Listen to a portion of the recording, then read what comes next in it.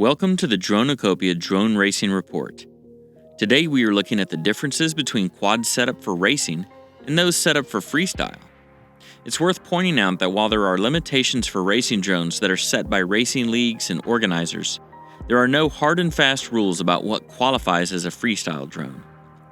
You can freestyle with any racing quad, and you can race with just about any freestyle quad. The only thing that matters is your comfort and skill with the drone you are flying. With that being said, here are some common features and trends between racing and freestyle quads. When racing, you want the lightest, fastest, most maneuverable machine you can find. This means no frills. For a racing setup, a quad builder would normally choose components with weight as the primary factor. Freestyle quads most often have an extra camera attached, such as a GoPro. Separate from the FPV flight camera, the second camera gives you beautiful, high-definition footage of your freestyle flights. By contrast, it is rare to see racing quads with a GoPro attached, at least during a race. With the goal being a fast time, the extra weight of a second camera is dropped.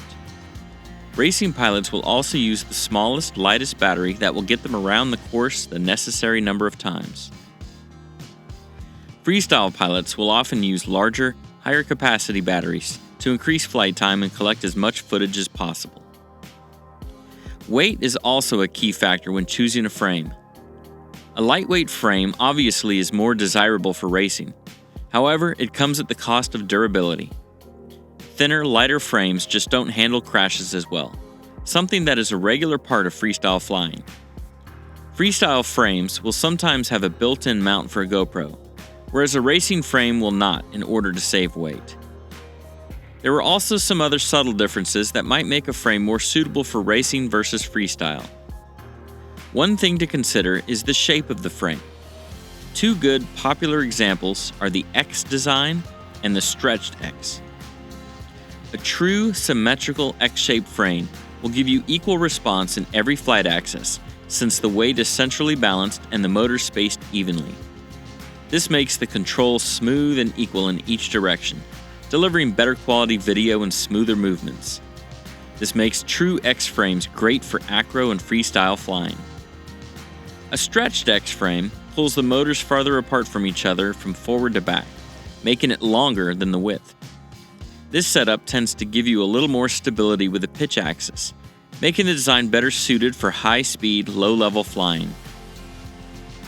Another difference you may have noticed between racing and freestyle quads is the mounting location of the battery. Freestyle frames will sometimes have the LiPo mounted on the top side of the frame. By contrast, racing designs will often place the battery on the bottom of the frame, allowing for a more compact frame design and giving pilots a lower center of gravity. Some pilots feel this also helps keep their drone upright after crashes and hard landings.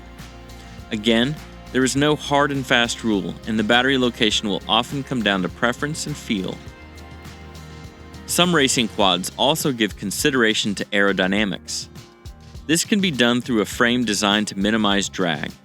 It can also be achieved by using aerodynamic covers, or pods, to cover the components and streamline airflow. They can also help keep dirt and moisture away from the components and also provide protection during crashes. These can be pre-made, though more recently 3D printed custom designs have increased in access and popularity. Since shaving a couple seconds off a lap time isn't high on the priority list for freestyle pilots, aerodynamics aren't as important. A cover will mostly be there for looks and protection. There will also be differences in some of the components in the setup for racing drones and freestyle quads. Some of these will be dictated by race rules and limitations, and others will be based on personal preference. Frames, motors, flight controllers, antennas, the choices are endless, and the features and specs vary quite a bit and give you different results. Remember, there are no hard and fast rules. Choose the setup and components that best suits your feel and flying style, or get you around the track the quickest.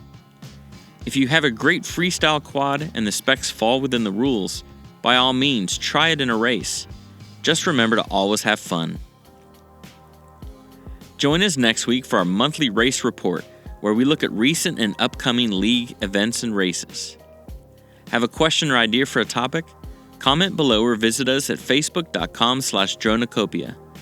Watch the ABCs of FPV to follow a new drone pilot as he tries to become a racer.